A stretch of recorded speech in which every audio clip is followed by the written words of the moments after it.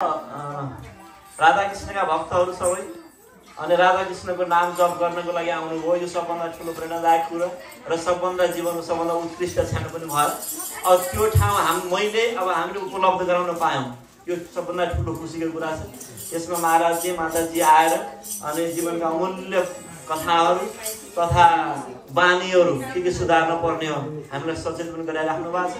अनि त्यसमध्येको एउटा केही भाव पनि यस्तो लाग्यो, अनि एउटा भाव पनि हामीले केही अप्लाई गर्न सक्यौँ भने हाम्रो जीवन सार्थकै होला।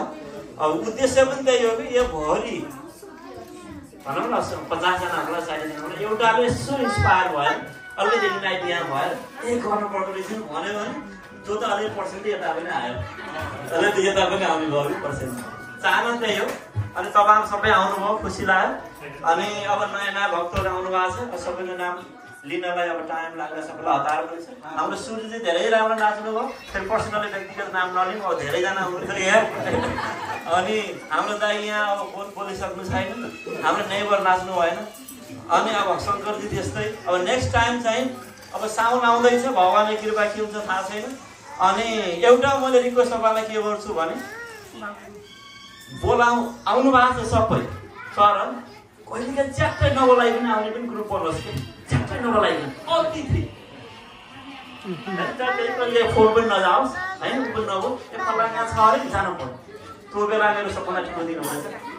अनि अब सबै आउनुभयो, अब सबैलाई दौडधुप गर्नु छ।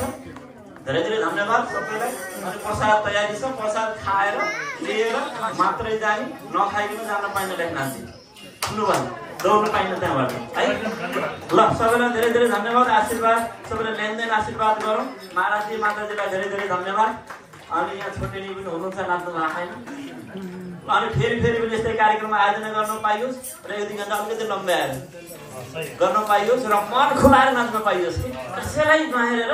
म प्लान लिएर आउँछु नेक्स्ट टाइम, आई प्लान सबै यहाँ लगाइदिन्छु, तन्केर नाच्ने यहाँ कसैलाई नहेर्नु।